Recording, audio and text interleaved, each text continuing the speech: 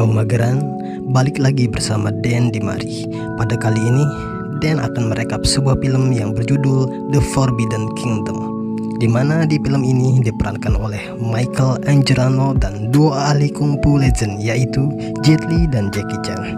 Film ini menceritakan seorang anak muda yang bernama Jason yang dibawa ke dimensi lain oleh sebuah tongkat.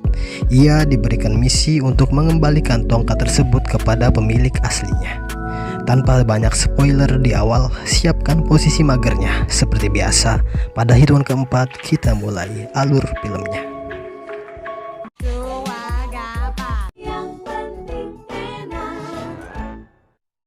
Film ini dibuka dengan seorang anak muda yang bernama Jason. Ia sendiri merupakan penggemar film Cina yang bertemakan aksi bela diri. Suatu hari, ia berada di toko kaset film bela diri Cina untuk mencari film-film bela diri lainnya. Secara kebetulan, ia melihat satu tongkat yang berada di gudang toko tersebut. Hal itu membuat ia merasa penasaran. Kemudian memaksakan dirinya untuk masuk ke gudang toko itu. Di dalam gudang itu ia bertanya kepada si penjaga toko. Jason mengatakan jika ia pernah melihat tongkat itu di film Sun Gokong. Kemudian si kakek itu menjawab bahwa tongkat tersebut sudah ada sejak kakeknya mau membuka toko itu, yaitu 100 tahun yang lalu. Jadi ceritanya si kakek ini lagi nunggu orang yang tepat untuk mengambil tongkat itu dan mengembalikannya ke pemiliknya. Dan itu sudah turun-temurun dari semenjak kakeknya dia, ayahnya, hingga akhirnya dia yang saat ini sedang menunggu orang tersebut. Saat menuju pulang, Jason disapa oleh seorang wanita. Saat itu juga tiba-tiba datang kelompok pemuda yang menghampiri dia. Lalu kelompok pemuda itu memukuli Jason dan merampas barang miliknya. Ketika dibuka, ternyata berisi kaset film bela diri. Mengetahui jika Jason sering bergaul dengan toko Cina, mereka pun menyuruh Jason untuk mengantarkannya ke sana. Tujuannya agar Jason memancing si kakek tersebut, sehingga mereka bisa mencuri uang si kakek itu. Singkat cerita, Jason pun mengetuk pintu toko itu, dan si kakek langsung mengajaknya masuk ke dalam. Ketika mereka sudah masuk ke dalam, sekelompok pemuda tersebut langsung mengancam si kakek itu. Mereka menanyakan uang yang disimpan oleh si kakek itu. Ketika mereka sedang menggeledah toko, si kakek langsung memukul salah satu dari mereka dengan tongkat. Namun sayangnya, ia dengan sigap langsung menembak si kakek tersebut. Sebelum ia mati, si kakek itu mengatakan kepada Jason bahwa dirinya harus mengambil tempat ini dan mengembalikan tongkat itu kepada pemiliknya.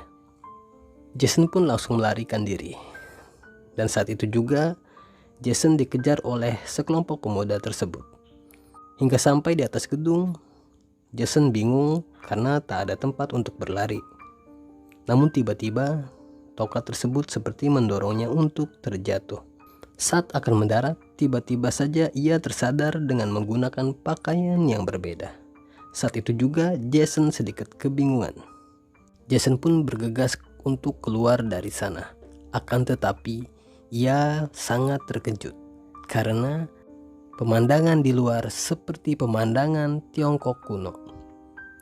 Lantas ia pun menanyakan tentang kenapa ia berada di sini. Orang itu pun menjawab jika wanita tadi telah menemukan Jason terbaring di pinggir sungai. Faktanya, tongkat tersebutlah yang membawanya masuk ke dimensi lain. Yang artinya Jason lah orang yang tepat untuk mengembalikan tongkat tersebut. Di waktu yang bersamaan, terlihat para pasukan Jinlong sedang menyerang pemukiman. Jason juga harus terkepung oleh pasukan itu.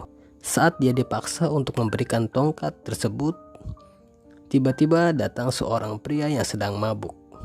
Ia bernama Luyang. Di sana Luyang langsung menghajar para pasukan Jinlong saat itu juga. Kemudian Luyang pun membawa Jason pergi dari sana.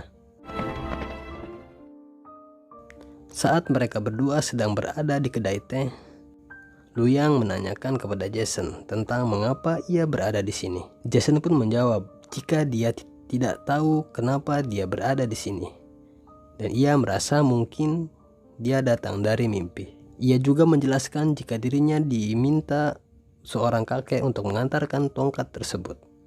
Mendengar penjelasan Jason, Lu Yang pun langsung menjelaskan semuanya. Hingga dari sinilah kita bisa mengetahui siapa pemilik tongkat tersebut. Diceritakan pada zaman dulu terdapat seorang raja kera yang sangat hebat. Ia sendiri sering membunuh tentara yang dikirim untuk membunuhnya. Karena tongkatnya, raja kera itu menjadi tak terkalahkan. Pada suatu hari dia datang ke tempat Kaisar Jed, di mana tempat tersebut sering dikunjungi Kaisar Jed 500 tahun sekali.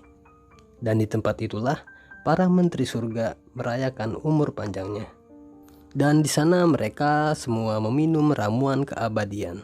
Kehadiran Raja Kera membuat sang kaisar terpikat dengan Raja Kera.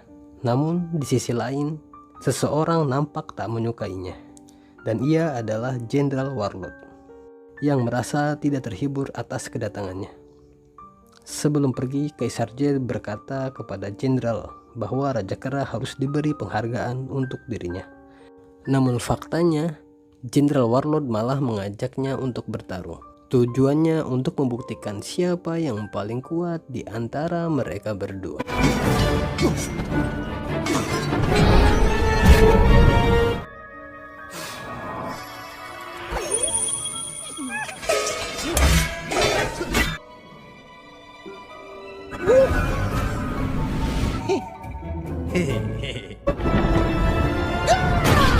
Singkat cerita, Jenderal Warlord yang mengetahui kelemahannya memintanya untuk bertarung tanpa menggunakan kekuatan dan senjata. Raja Kera yang percaya diri tak menyadari jika ia telah ditipu oleh Warlord. Warlord yang menyadari dengan kekuatan tongkatnya langsung membuang tongkat itu jauh. Namun karena Raja Kera adalah salah satu dari 8 keabadian, Jenderal membiarkannya terperangkap di dalam batu. Sehingga Raja Kera menunggu seseorang yang akan membebaskannya, yaitu dengan cara mengembalikan tongkat miliknya. Kemudian Jason bertanya tentang bagaimana ia bisa pulang ke rumah. Lu Yang pun menjawab jika ia harus mengantarkan tongkat tersebut kepada pemiliknya, di mana sang Raja Kera terjebak di Gunung 5 Elemen. Tak berselang lama, pasukan Warlord mendatangi kedai tersebut. Di sana mereka melihat tongkat yang diduga milik Raja Kera, hingga pasukan tersebut mengancam Jason untuk memberikan tongkat tersebut. Akan tetapi Jason dan Lu Yang mencoba untuk menghajar mereka.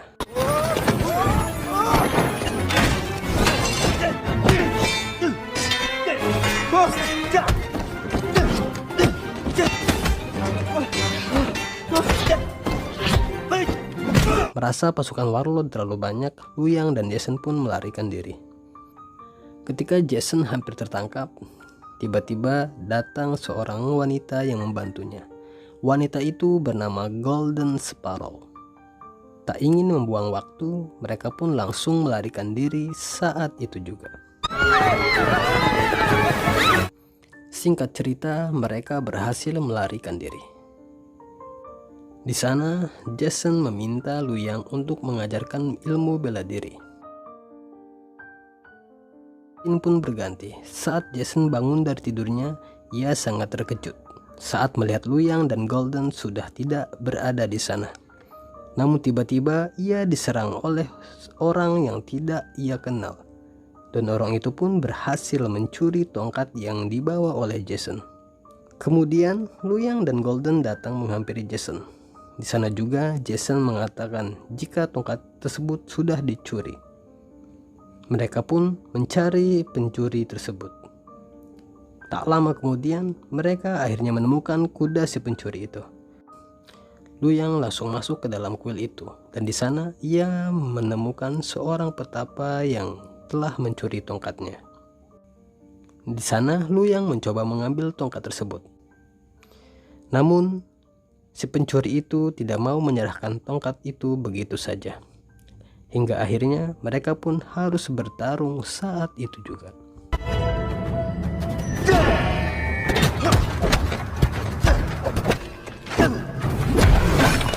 Pertarungan pun sangat dahsyat, di mana kemampuan mereka mampu mengimbangi satu sama lain. Sehingga tongkat itu harus terlempar ke arah Jason. Sang petapa akhirnya menjelaskan jika ia sedang menjalankan misi. Tujuannya untuk menjadi orang yang mengembalikan tongkat tersebut. Pada akhirnya ia pun bersama-sama untuk menjalankan misi itu. Singkat cerita, Jason pun mulai dilatih oleh Luyang dan si petapa.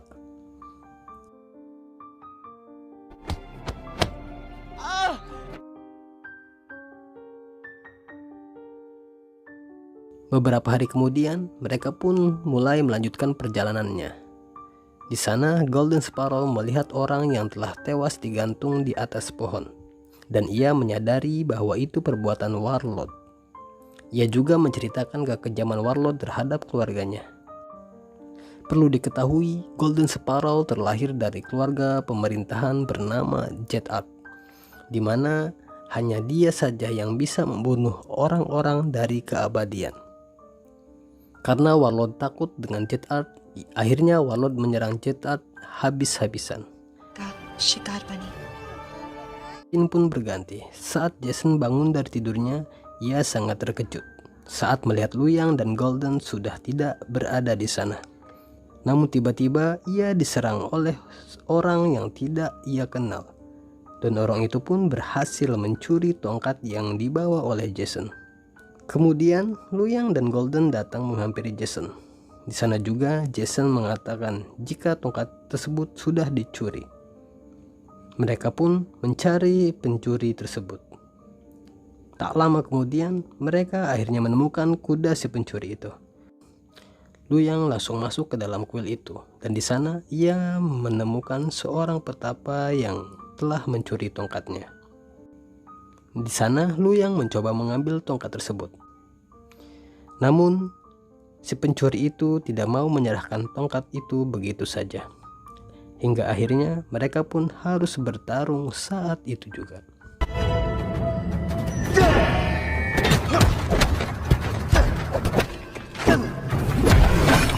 Pertarungan pun sangat dahsyat, di mana kemampuan mereka mampu mengimbangi satu sama lain. Sehingga tongkat itu harus terlempar ke arah Jason. Sang petapa akhirnya menjelaskan jika ia sedang menjalankan misi. Tujuannya untuk menjadi orang yang mengembalikan tongkat tersebut. Pada akhirnya ia pun bersama-sama untuk menjalankan misi itu. Singkat cerita, Jason pun mulai dilatih oleh Luyang dan si petapa.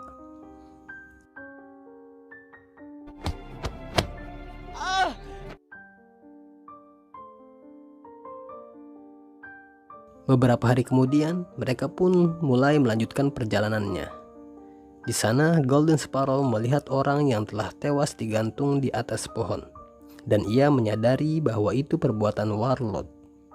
Ia juga menceritakan kekejaman Warlord terhadap keluarganya. Perlu diketahui, Golden Sparrow terlahir dari keluarga pemerintahan bernama Jetat, di mana hanya dia saja yang bisa membunuh orang-orang dari keabadian. Karena Warlord takut dengan Jetat, akhirnya Warlord menyerang Jetat habis-habisan.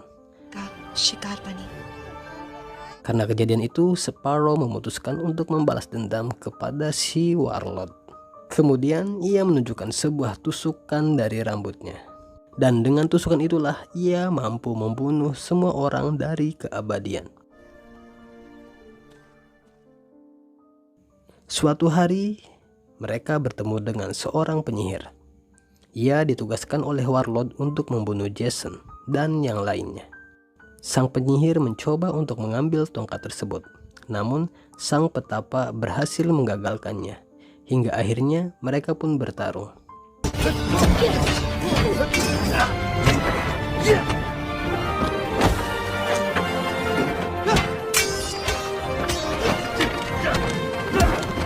Singkat cerita, mereka semua berhasil melarikan diri. Akan tetapi, penyihir itu berhasil melesatkan anak panahnya, hingga akhirnya anak panah tersebut menancap di tubuh si Luyang.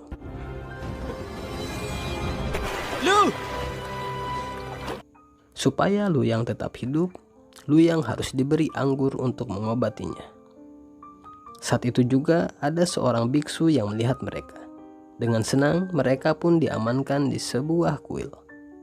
Esok harinya, biksu itu pun mengatakan jika Luyang harus disembuhkan dengan ramuan keabadian. Sedangkan ramuan tersebut hanya ada di istana Jenderal Jet. Jason pun berinisiatif untuk pergi ke sana sendiri.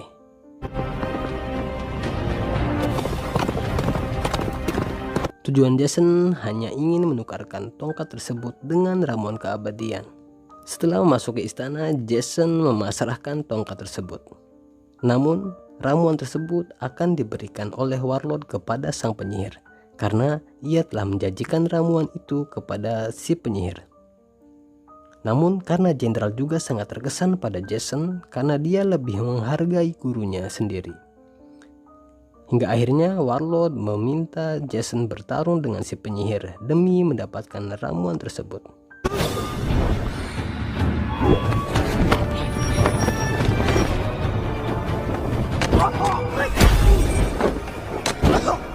Jason yang belum matang dalam bela diri, ia pun sedikit kesusahan melawan si penyihir itu. Saat Jason akan dieksekusi, akhirnya teman-temannya datang menolongnya. Dan di sini terjadi pertarungan yang tak terelakkan.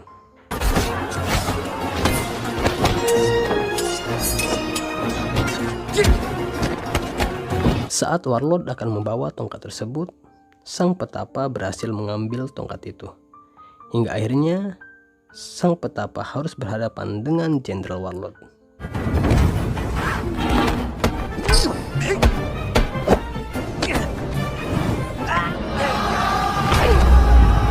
Para biksu pun datang untuk membantu mereka dengan membawa Luyang. Jason yang melihat kedatangan Luyang langsung mengambil ramuan tersebut lalu melemparkannya ke arah Luyang. Hingga akhirnya Luyanglah yang meminum ramuan tersebut.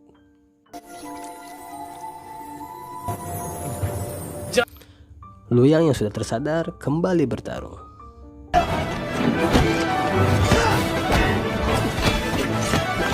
Kemudian Luyang menyeret si penyihir itu untuk keluar istana.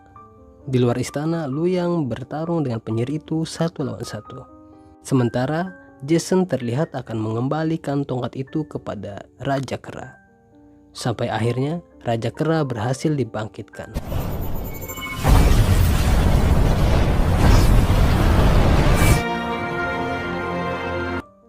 Dan ternyata si petapa itu ialah salah satu rambut dari Raja Kera yang dilepaskan. Di sisi lain, Luyang berhasil melumpuhkan si penyihir itu. Sedangkan si Raja Kera berhasil menyudutkan Warlord. Sparrow pun mencoba membunuh Warlord, karena hanya dengan senjatanya Warlord mampu bisa dibunuh. Namun dengan mudah Warlord membunuh Sparrow. Order Sparrow. Sparrow.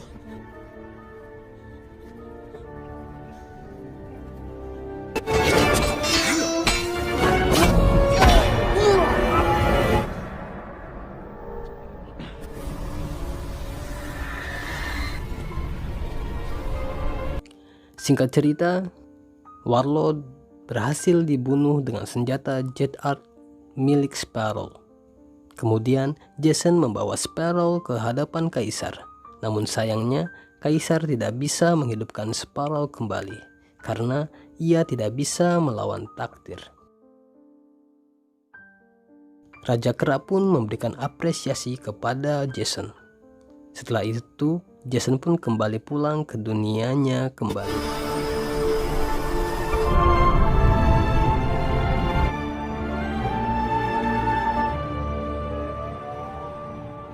Jason pun kembali bangun dari pingsannya. Kemudian ia diserang kembali oleh sekelompok pemuda itu. Namun kini dengan kekuatan yang pernah ia pelajari, akhirnya ia mampu melumpuhkan pemuda-pemuda tersebut.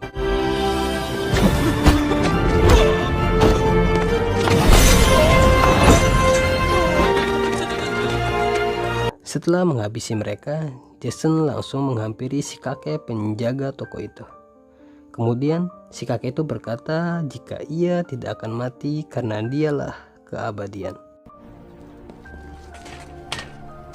Film ditutup dengan Jason yang bertemu seorang wanita yang mirip dengan Sparrow. Kemudian wanita itu pun menyapa kepada Jason, dan ia masuk ke sebuah toko yang bernama Golden Sparrow. Dan film pun berakhir.